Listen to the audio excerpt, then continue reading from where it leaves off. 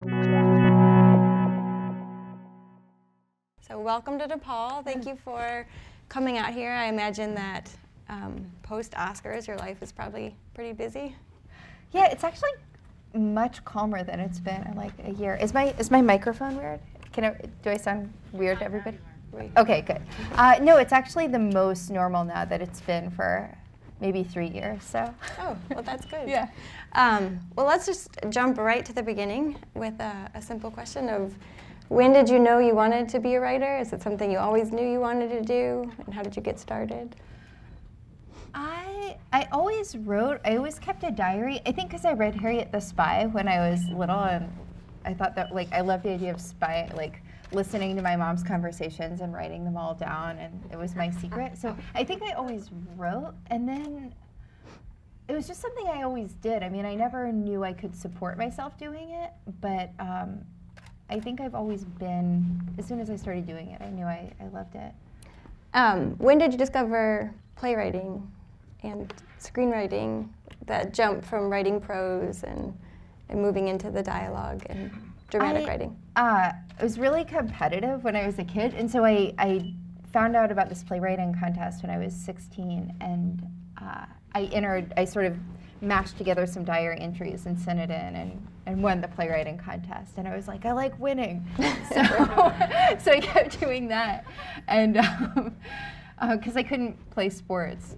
So I did that. And then I was only writing plays. And then Ben Zeitlin, who has been my dear friend since we were 14, I think, approached me about turning one play into a movie. And so then we went through the Sundance Lab, and I learned how to write movies primarily from that, and then all of our mentors there just continue to be that in my life. So that's great. Can you tell us more about that process, about the Sundance Lab, and then about just the process of Ben coming and saying that he wanted to turn it into a film, and then that journey from script to screen? Yeah, it's a little hard for me to remember. I mean, at first, I always saw this as something we were going to shoot in Ben's backyard with his potbelly pig, get my brother to be our, do whatever, it was going to be like a crew of 4. This was in my imagination. And we submitted the script to the Sundance Lab when it was this huge, sprawling, I remember it as being 300 pages, and that may be an exaggeration, but it felt like War and Peace, but not that good.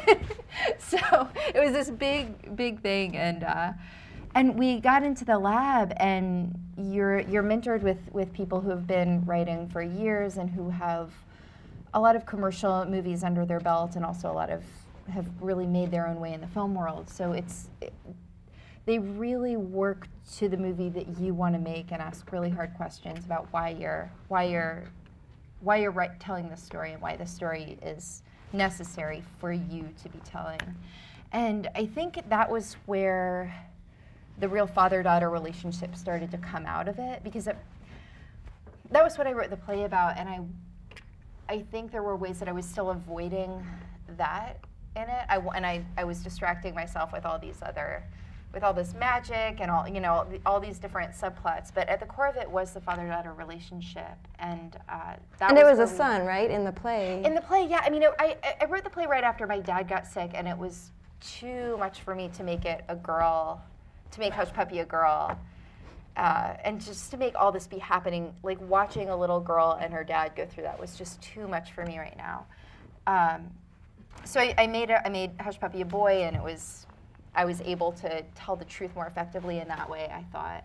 And then by the time the lab came around, Ben said, she's a girl, Hush Puppy, you're a girl, let's do it. And at that point, it was okay for me, but I think I had to really go through my own strengthening, I think. So what was it like to take this play that was inspired by your life and that you wrote, and then co-write it with Ben? How did you guys work as a team? It was a great experience. We know each other really well, and which is helpful. And then we're on different sleep cycles, so he will work until late. He'll work until 4 in the morning, and then I would get up at 4 in the morning. I'm a very early riser, and so we could bat a script back and forth really quickly. So would you read the pages he wrote the day before and then keep going, or would you guys edit each other pages, or how? God, sometimes it was, I mean, it was a lot of writing. I think sometimes it was, as I remember, it was in just writing the consecutive scene. Sometimes he would send a pass and I would rewrite. Sometimes I would send a pass and he would rewrite. Sometimes I would write a whole act that he didn't like, and I would like have to go running and be really mad, and then, you know, try it again and try it again. So it was, and vice versa. I mean, it was a lot of back and forth, and I think both of us were just, we didn't really have anything to lose, so we would just write and see if it worked or not until it did, definitely. Yeah. What about the actual, when the film started to be produced, were you on set and involved in that process, or? I was. I mean, at that point, it was more to just watch it happen, and part of me was thinking I should go and be more productive somewhere else and start something else, but it was really important for me to watch it be brought into the world, and I think I'm really glad I made the decision, because it was,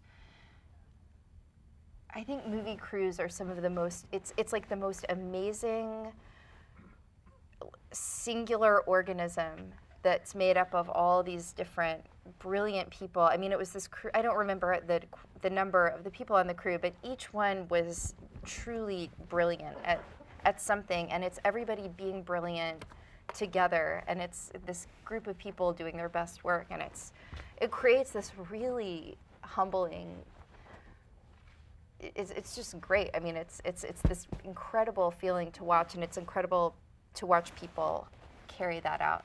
Yeah, there's that energy, that snowball effect of everybody who's bringing their best creative energy to a set. So, yeah, exactly. Yes, you get like that rush from being on it too. So.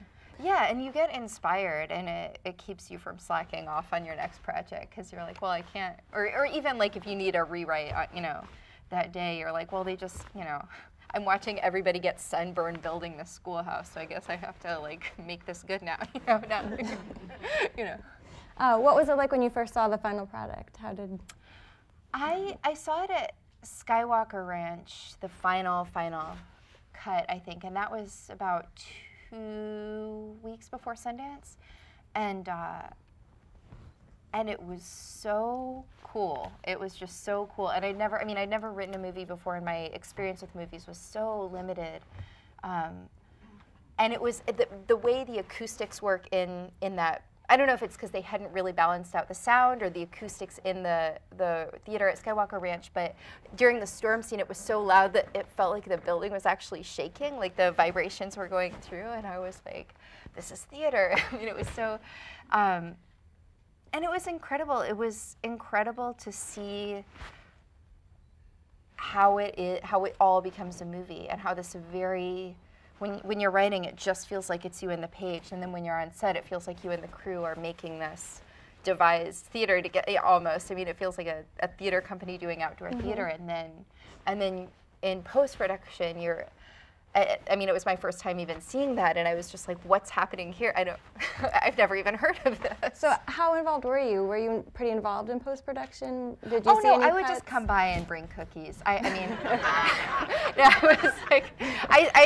I know when to stay out of the way. Yeah, you were so sweet. Lucy left me a message before she came, and is there anything delicious you want me to bring you from New York? I thought that was so cute. So luckily we have a Magnolia Bakery here now. Yeah, so. y'all do. We saw it on the way. My boyfriend got really excited. I would have had you bring cupcakes if we didn't have that, but luckily we have it now. So. Yeah. So can you talk a little bit more about your writing process? Do you do outlining, or actually backtracking? Where do you come up with your ideas? I know that this one was inspired by your relationship with your father. Do you tend to use your personal life a lot for material, or? I do. I mean, how much I admit to it once I bring the final product forward isn't, I'll never say, I'll always say it's from my imagination and have people think I'm creative, but I tend to write directly from my own life and not make much of anything up. My family's a little, I'm from the Florida Panhandle, and I went to school in South Georgia, and it's this very electric part of the world, and I think I'm inspired a lot by that. And then I journal all the time. So. And I read in an article that your dad was quite pleased with the final product. Right? Yeah, he was. I was really worried that he would have a heart attack watching it, because it's really all about, I mean, I was just so worried about how that would be, and my mom called me to let me know that she was worried and horrified as well at the idea, which I was like, oh no. But no, he saw it, and then he called me and he was like, boss, this is the greatest day of my life. Boss, I'm a damn legend. That's great. Yeah, I imagine that would be a nerve-wracking experience. Oh my God, I was like, it was horrible. It was horrible. I was like, because I didn't really tell him what it was about. But I'm sure he figured it out pretty quickly. You know, we've never actually had the conversation where he was like, so, but he was like, boss, you stole my best lines, which is true. Very cool.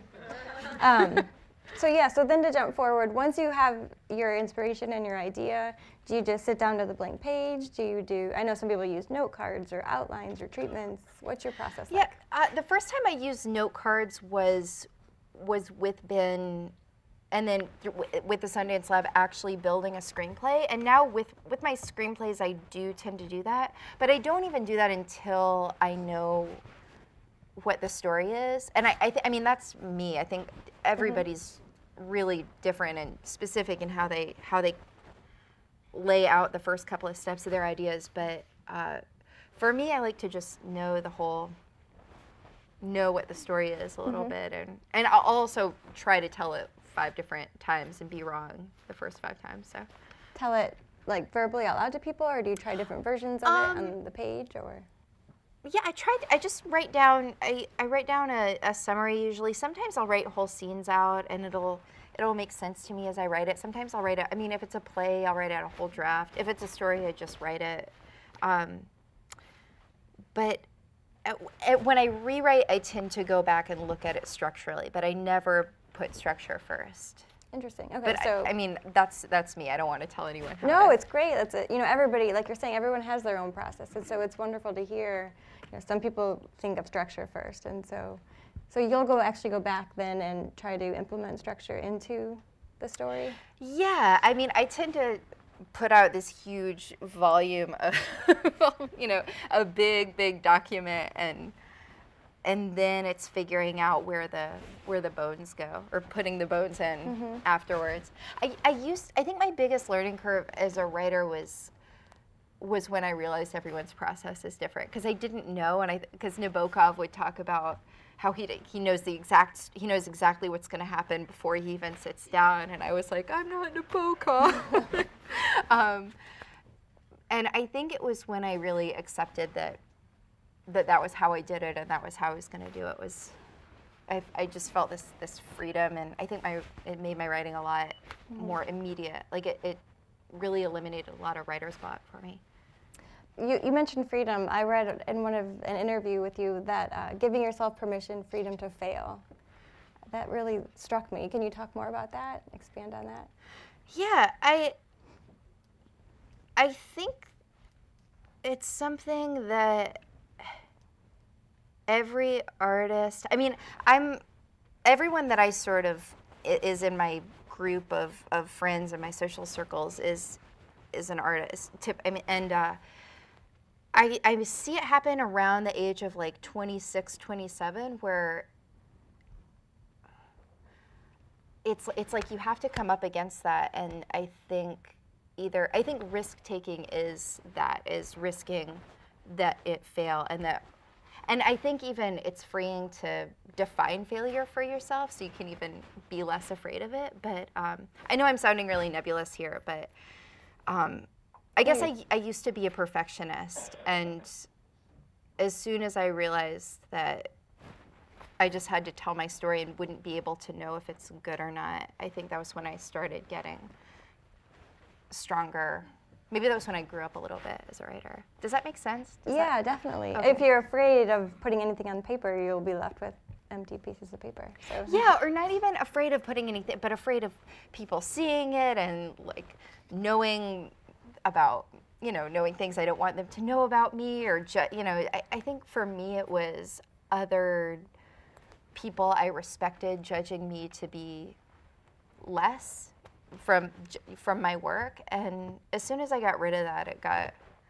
How'd you get rid of that? Because I think I think writers probably still have a lot of that in them. They do. I had to fail a lot to do that, though. I mean, I had to write really bad drafts for a long time. And I mean, when we got to the Sundance Lab, the first meeting we had was this writer who I respected so much and was so excited to sit down with him, just looking at a script, and he's like, "So is this your you to Sundance?"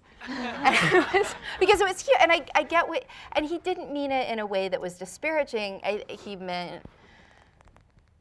What did he mean? I don't. You know, it was. It was not. It was a big fat script. It was like a fatty Bombolati script. A potbelly pig. It was a potbelly pig, and it wanted to be. You know, it needed to be a lot tighter, and I think just showing somebody something that was not my best work, and it did not meet what I needed it to meet, was just, because as soon as you can admit you failed, then it all becomes a lot easier, at least for me. Yeah, no, that's really inspiring, because I think sometimes as writers you expect that first draft to be the final draft, or close to it. Yeah. Yeah, and sometimes you have to throw it out completely and open up another blank document and start again. So. David O. Russell is this writer and director who I respect so much, and he was saying this great thing about, he was like, I hate they call the program Final Draft, because it's so, I mean, and I've never thought of that, yeah. Yeah, no, he's brilliant, because it's, I mean, I never even really, I didn't have Final Draft until after the movie, because I did it in Microsoft Word, so I didn't, I mean, which was maybe one of the problems, but I never thought about it that way. But it's true. It's and especially with film, I think I learned how much other people come into it. I mean, production design, composing. I mean, I think it's an equal part of the storytelling, and in a way that's different, I think, in theater. But so yeah, it was all really liberating, and it was a great experience for me to have, is to just crash. Dive in. Well, let's talk about some of the fun stuff, because I know this has taken you on quite the journey. How fun were the Oscars? What was that like? You know, honestly, the greatest part of it was that they threw these different dinners for all the different nominated categories. So they had, you know, all the composers got together and had dinner, and you aren't allowed to bring your boo, you aren't allowed to bring a camera, you aren't allowed to bring anyone, it's just you. And so I got to have dinner with all the other writers, and it was the most, I mean, it was the coolest thing. It was just, I mean, that David McGee, who wrote Finding Neverland, he also wrote Life of Pi, but Finding Neverland, I just remember watching that movie when I was writing Beast, to learn how to tell these stories and tell alternate realities and stuff. And it was, I mean, and then he's right there, and like we're talking about books. I mean, it was just, it was so cool. It was so cool to see these people who are your heroes and have them be friendly to you. Well, you seem like an easy person to be friendly to. So. Oh, thanks, Boo. I don't know. I know, I love all your texts over the last few days. Like, hey, Boo, I have a new BFF. So, you also had lunch with the First Lady, yes? Yeah, that was, yeah. They made you cookies, right? That looked like Potbelly cook. Aurochs cookies, the White House staff. Yeah, that was really, I didn't tell my mom that was happening, because I was so worried it wouldn't happen and she'd be really disappointed. And then it did, and she's so warm and nice and like disarming. Like, you don't feel intimidated. You don't feel nervous around her. You definitely like are on your best behavior, but you don't. She's incredible woman. Yeah. Her energy is like. That's very neat.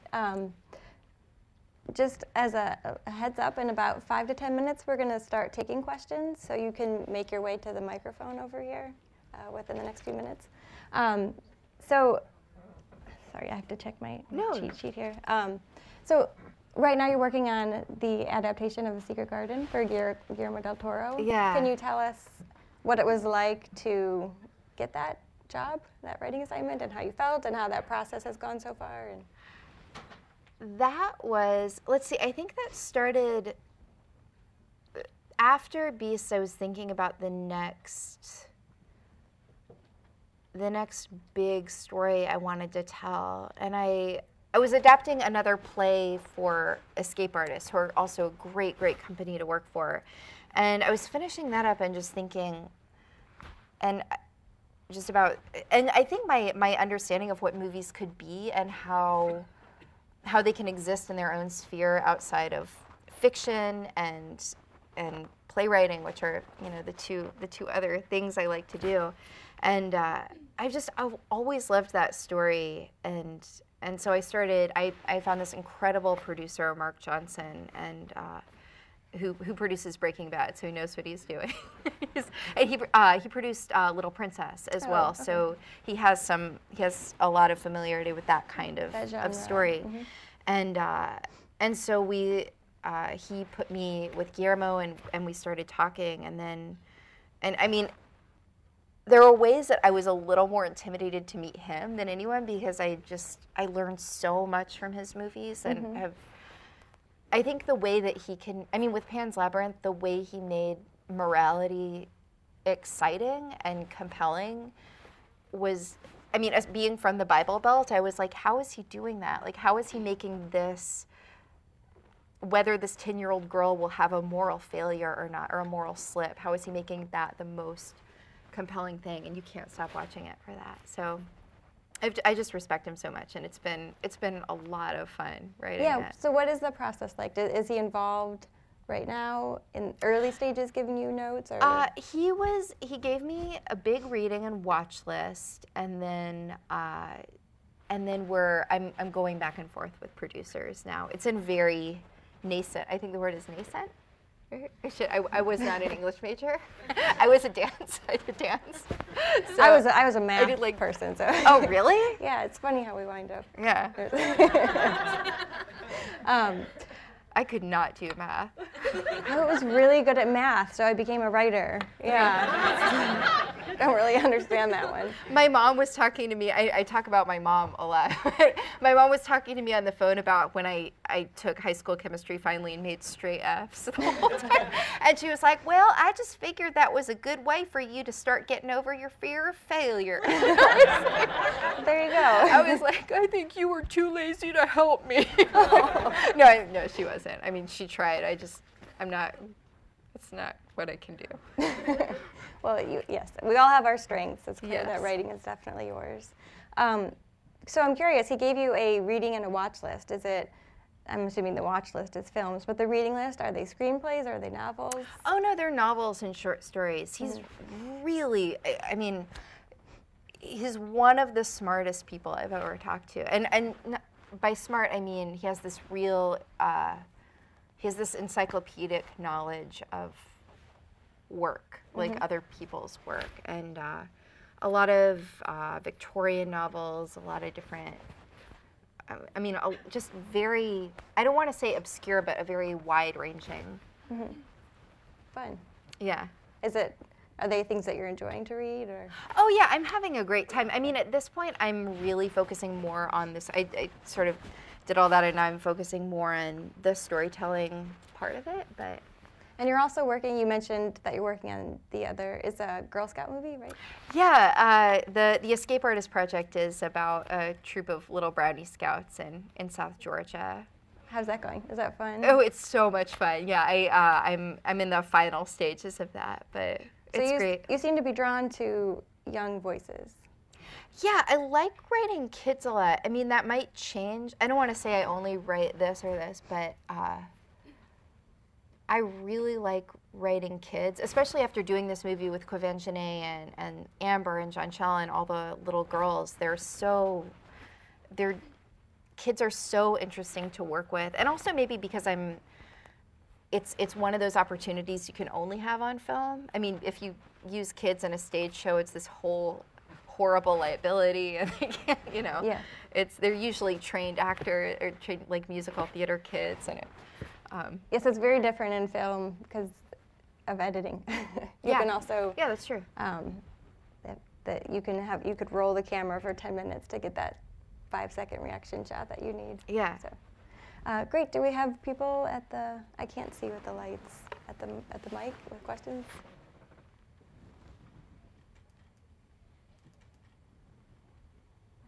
Sorry, I can't. We can't see. We can't see. So there we go. Hi. Beasts of the Southern Wild just has a very specific tone, and I was wondering what kind of bits of inspiration it took for you to kind of put it together and create the unique style of dialogue your characters kind of have. The dialogue itself, I think. Well, the play was written very much based on my dad's how my dad talks, and the way that my dad and I talk to each other.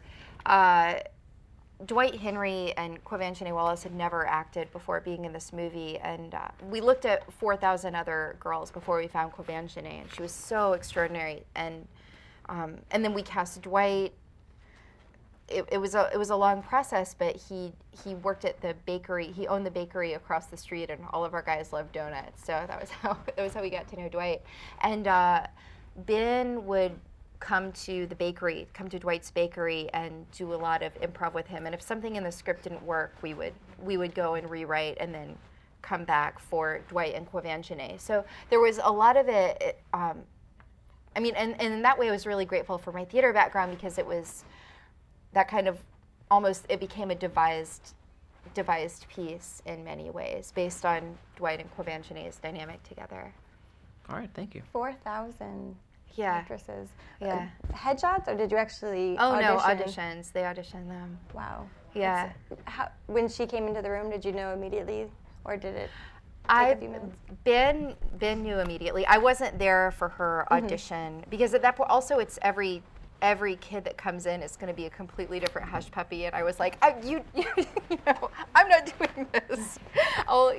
And then he sent me her audition, and it was so extraordinary. We didn't know she'd be that young, so that took another rewrite. We were thinking between 9, 10, 11 maybe, and she was 5 when she came in, but she's just so.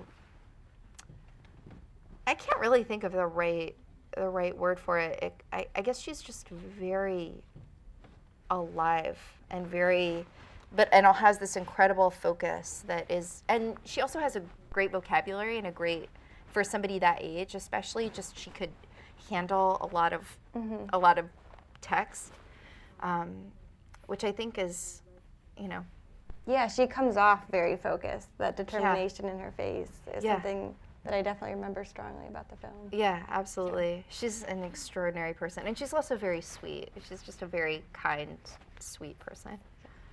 Very fun. It looks like we have a lineup here. So my question is, do you prefer screenwriting or playwriting? I prefer whatever that story wants to be, and sometimes I don't know.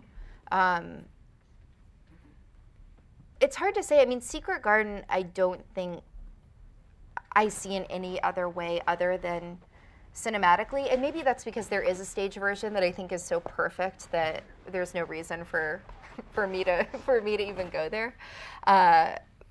But again, I mean, there's this. I'm working on a new piece now that I think might even turn into a work of fiction. But I have theater residencies to develop it and see if it's theater or fiction. So I really like to work with whatever the story is and then find the forum. Cool. Thanks. I don't have a question. I just want to say congratulations. Oh, you're so sweet. Well, what amazed me about your movie is that it felt so unscripted that part of me can't really believe that you're sitting there telling us that you wrote it. And I just wanted to say congratulations. It was an amazing accomplishment. Oh, you're so sweet. Thank you so much. Thank you. Thanks, guys. Somebody tell my mama. Was there any improvising on set, or was it pretty much locked and loaded and ready to There go? was improv in rehearsals. Once we were on set, it became very. everybody had, I mean, I think Ben had this, I don't want to say luxury of rehearsal time because I don't think he, I mean, I can't really speak for him, but he had some great rehearsals with Quivan, Shanae, and Dwight beforehand. How many days did you guys shoot over? Alfonso, how many days was it? A lot. Okay, so you had time. I should know that. I'm sorry. I want to say 3 months. It felt 3 months. Oh, so you had a lot of time. A lot. Yeah, I should know the exact number. It Sorry. felt long. Well, it definitely shows on screen as being something that a lot of attention was given to. So, yes. What was the process of going from a finished screenplay to getting funding and getting it to the next step? What was that process like? Well, I wasn't involved, thank God, in looking for funding. I didn't know it was that hard until really now, until I'm sort of, or I mean, until I really get how it is, what it is to take a script through that process. We have these incredible producers who, our producers worked on the Obama for America campaign, and I think from that that's how we implemented a lot of our grassroots for just casting and for putting the movie together. And then we found this incredible company, CineReach, that funded us. So again, I wasn't involved in those conversations, and I'm really grateful for that. But I think that our trio of producers just did some unbelievable work that I'm only just now starting to realize how unbelievable it is. Had you envisioned yourself as a screenwriter before Ben wanted to adapt your play, or was? Oh no, never, no. I mean, I guess I thought they were all like men. You know, I mean, like when I thought of screenwriter, I thought of like men who Wore cigars. Who wore the jeans and blazers over the jeans and like moved like that was what I thought. I was like, well, that's not me. Well, it is there are a lot of men screenwriters, but I guess I just didn't, and I hadn't seen that many movies, so I thought there was only I thought I knew what movies were, and they were that, and I didn't. I mean, it was before I saw Guillermo del Toro's work. It was before I saw Terrence Malick's work. I mean, Ben really gave me this huge list of movies to watch, and I mean. As you were adapting it, or as? Oh, immediately. As soon as he said, "Do you want to do this?" and I said yes, he gave me this huge syllabus, and that's what really opened my eyes as to what a movie is, and then by virtue of that, what that screenplay is, and then. So then it was like, well, then, you know, it could be anything. But I think I never envisioned myself as a screenwriter before that. What on the syllabus that you call it? What were some of the ones that jumped out that inspired you? Terrence Malick I'd never seen before, and very hard to get. Where I had to kind of search a long time to get some of these, and then I got them in New York. But Terrence Malick really changed the way I thought a movie could be and look like. Cassavetes, it was also, I mean, I had never seen anything like that. I just cannot describe. I didn't know what I was watching. Mm-hmm. And was Guillermo del Toro on this list that you were given? Guillermo del Toro, he might not have even been on that list. I think my brother got me into Guillermo del Toro because he called me. He was like, "Lucy, I saw this movie. It's really awesome." And then I saw it. Is he excited now that you're working with him? Oh yeah. He was our animal wrangler for the movie actually. So he did end up being coming on. Very fun. Let's take another question. Yeah. Hi. First of all, love the movie. Secondly, I guess my question is about doubt as the career aspect of it. So from my perspective, you have made it. And do you feel like you've made it? And do you feel secure with the work that you're getting? And I guess on the flip side of that, before you made it, what kept propelling you? Like what grounded you, and was there a point where you're like, I can't do this, I have to figure something else out? That's a really good question. I'm so glad you asked that. I think, let's see, I'll answer the first part I'll answer it in order of how you asked it. In terms of my work now, yes, I love the work I'm doing. I think the reason that I'm able to really enjoy it is because I'm very careful with the money that I earn, and I don't have these kind of lavish. I mean, all my clothes I get, I get at secondhand stores, and I don't have any lavish change of lifestyle that I'm interested in. I'm interested in just being able to write, and then so I think that goes to your first question, which is, did I have doubt before I made it? And I think making it is, at least by my definition, is being able to write.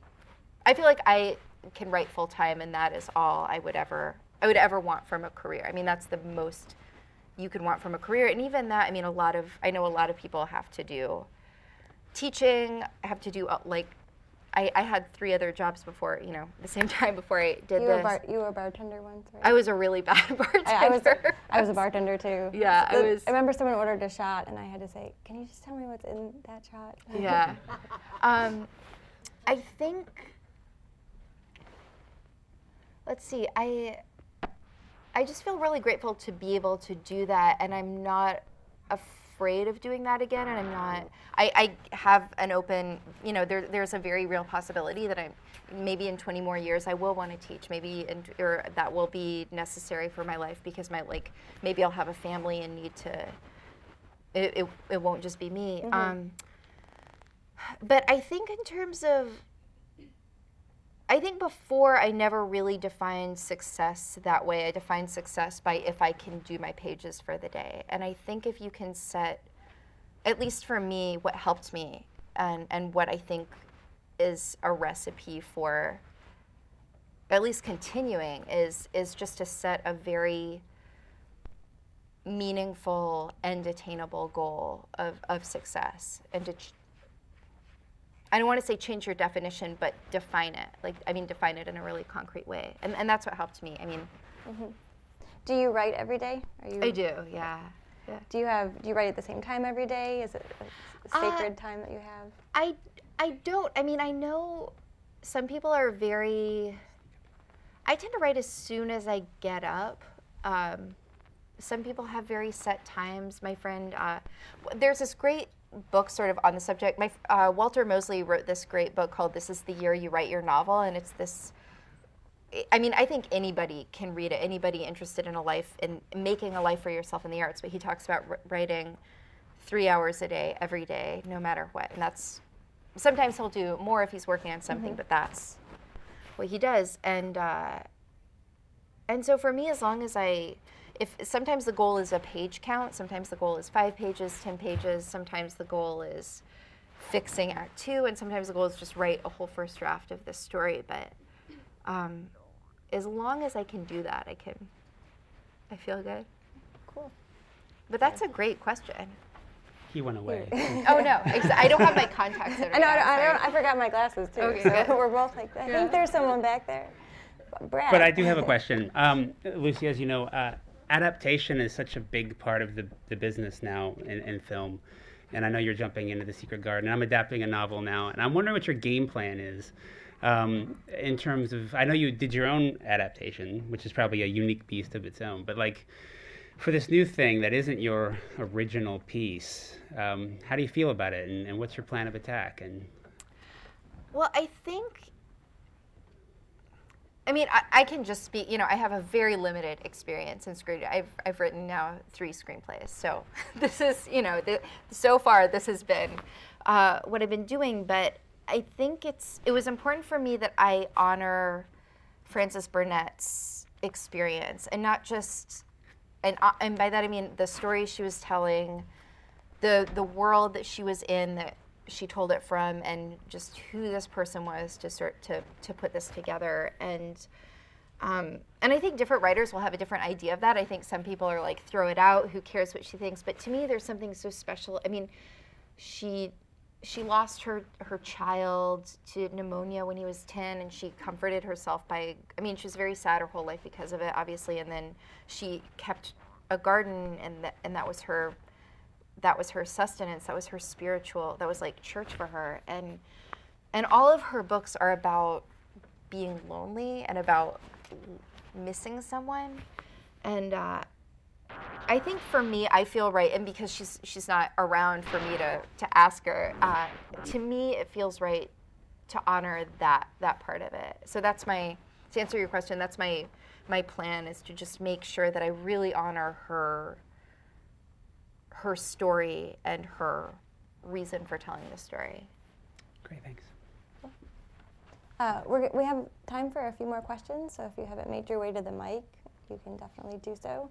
Do you have some advice for aspiring writers out here? I know when we were chatting over Facebook, you were talking about, you seem just very positive. If you could share any advice or tips for... Yeah, I think working with your friends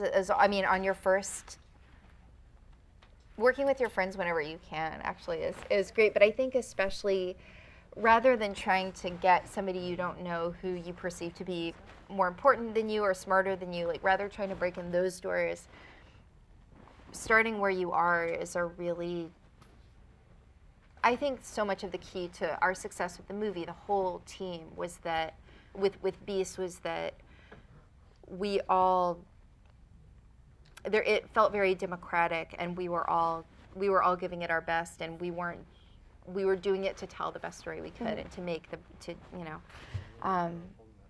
so I would say that, just like do everything with love and do it with your friends. No, that is great advice. I think people sometimes, yes, they want to work with these people and these, but you never know what it's going to be like to work with them. But your friends, you know that you're all going to be in it together. Yeah, exactly. And you can also, I mean, and it can actually happen. I mean, instead of like waiting for, you know.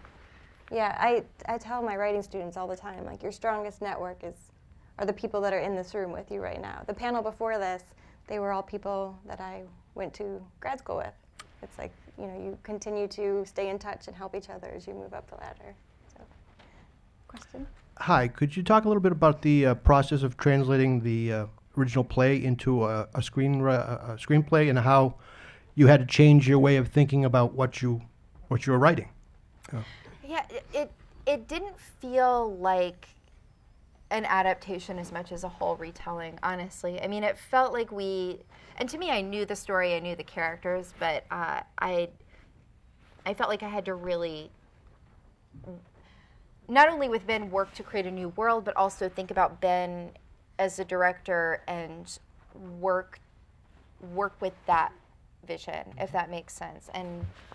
And that was a really exciting process for me because I've never done that before. And so it became almost like crafting something for the next stage. And I think to me the biggest learning experience of it was that this is a stage of the process. The screenplay is a stage of what the movie is going to be.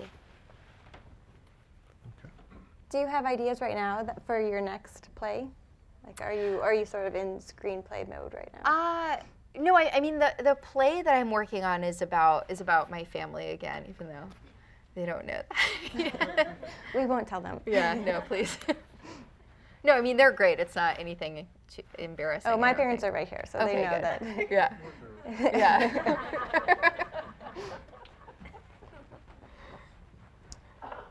Any other questions? Great. So where, just kind of to wrap things up, what is your big master plan if you were to kind of craft your career for the next 5 years or so? Do you see yourself leaning more towards Hollywood or more towards theater? Do you have any directing interests? Or? I feel like I'm the only writer who doesn't want to direct. I don't know if anybody else. I just have zero desire to do that. I don't know if that's weird or not. No, there's yeah. there's Okay, a lot of good. writers. Yeah. I was like, am I weird? No, I want to keep telling stories. I love telling stories about the South, and I love telling stories about little girls. And I think I want to really explore that for a while, because I think there's a lot of need for that, and I also think that those are just some incredible untold stories that we have. And honestly, the genre I don't think about too much, because that becomes clear to me in like 2 or 3 drafts. So as long as I do the work first, eventually I'll figure it out. But I want to keep doing that. It's great that you've been able to find your voice at such a young age. I think that's something that writers are constantly trying to explore and trying different genres and sci-fi. I mean, my thesis was a horror film, and I'm oh, that's awesome. I love horror. But I don't watch horror films, so I have no idea why I wrote one. No, but I think that's really important, though. I think it's important to do like the version of that. Like, if you're like master's at USC thesis on a horror film, and then be like, what is, you know, then realize that's not. Did you always know that this was like stories about childhood and about the South was sort of your voice, or did you ever experiment with different genres? Or maybe it's because I haven't had a lot else go on in my life. I mean, when I was, you know, I didn't really, when I was writing the movie, I wasn't really dating anyone, so I can't really write romantic comedies because I don't know, you know, any of the, my boyfriend now is like really chill, so they're like, you know, I'm not gonna write like a people in an apartment breaking up play, because I don't. Okay. Don't worry, babe. I'm embarrassing you. So I know you came from New York. Is that where you're still currently living, or are you in LA? It is. Or? Yeah, I live in Brooklyn. I love it. So you have no going off to LA plans? I love visiting LA. I can't drive, and which I think is one of the problems. Neither could your limo driver last night, apparently. I know. Lucy had a bad limo experience last night, but at least I hope that you can take this and use it as source material now. For something. Totally. No, to be honest, he yelled what I thought was my name, and he drove me to Northwest Chicago, and then we realized I wasn't the person that he thought I was.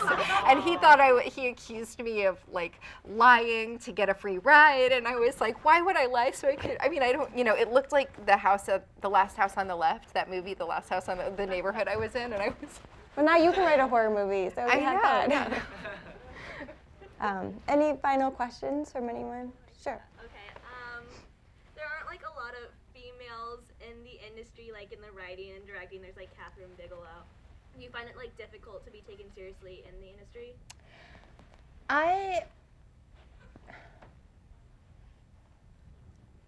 That's a really good question. I mean, I haven't had that much experience in the industry, which is why there's a pause before I tell you that I haven't had anybody visibly not take me seriously before. But I also want to say I haven't been in that many situations. And honestly, most of the pitch meetings I've been in, most of the meetings I've been in has been women, and women have been present. And I think that's, I mean, Donna Langley is the head of Universal, where I'm doing Secret Garden, and that's, I mean, she's an incredible presence there. And then so I'll say no, but I'm not saying, I mean, I think that certainly is still a huge problem, and I'm not saying it doesn't exist. I just haven't experienced it yet. Hopefully you won't. And if I do, I'm gonna cause some I will throw it out. No, I don't. I mean, you should. You need to. Yeah. Yeah. I mean, again, I haven't really had anyone act badly to me in a room, but I don't know. I think it starts with calling it. Then, you know. I would be scared to mess with you. You've got a nice, graceful power about you. So. Oh, thanks, Pooh. Well, I'm getting the signal to wrap up. So, do you have any other kind of last words of wisdom or thoughts for?